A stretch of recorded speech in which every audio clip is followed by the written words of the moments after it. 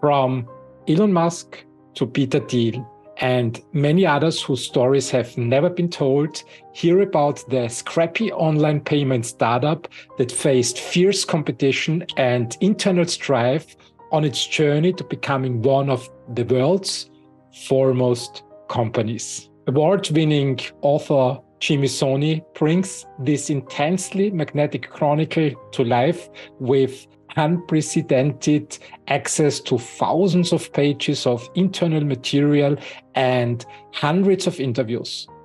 Discover how PayPal's founders, who are now considered the technology industry's most powerful network, drove 21st century innovation and entrepreneurship as they formed, funded, and advised some of the leading companies of our era, including Tesla, Facebook, YouTube, SpaceX, Yelp, Palantir, and LinkedIn. From the Wall Street Journal to the New York Times, this national bestseller has received critical acclaim for its captivating exploration of PayPal's origins and the influential individuals behind its success. I hope you enjoy this episode the same way as I did. Jimmy, it's very, very good to see you after Thanksgiving. How was the celebration yesterday?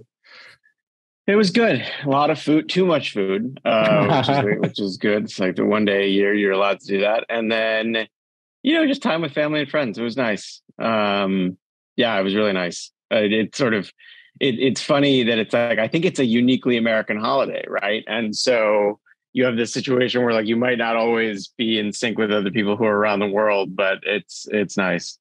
I think the modern social media tools make sure that everybody gets aware of celebrations all over the world. I read on LinkedIn yesterday a lot of Thanksgiving messages and just wondered, because I remembered Canada is not on the same day, isn't it? I think Canada is a month earlier or something like that. Yeah, Canada has a different day. I don't remember which. Yeah, me neither. But let's jump right to the topic before we get into a lengthy conversation about holidays and Thanksgiving, which obviously is pleasurable. Let me first thank you for this book. It's really awesome. It's absolutely fantastic.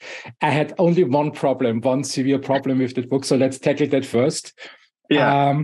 You described the story of the founders of PayPal back in the 90s, and also in the 90s, I'm now 48 years old.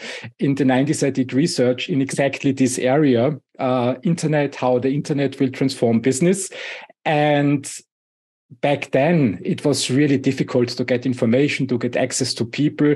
We didn't have the internet in a way we have it now. So what I read about PayPal, about Amazon, about eBay was basically more or less background stories from secondary literature. And I didn't have a chance to talk to people like Elon Musk, Levchin, Thiel, and all the others.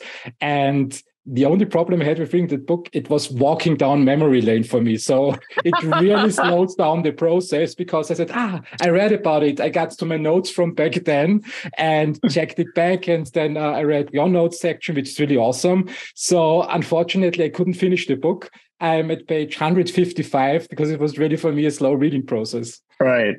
That's funny. Well, I appreciate the slow read too. Spoiler alert, the company is successful at the end. So it survived. It didn't die like a lot of .coms from that era. So, I hate to ruin the ending, but this is the unfortunate thing with real life, that we know the ending 20 years later and how people evolved after that. The first question I have to you is, how did you get the idea? Where did you get the inspiration from to write this book? Yeah, it's a great place to start. Because, I'm not a tech journalist. I don't cover these people every day. Right. And I write histories. And so I had written this book called A Mind at Play, which was a biography of Claude Shannon, who was an information theorist. He created the field of information theory. He was an electrical engineer and a mathematician.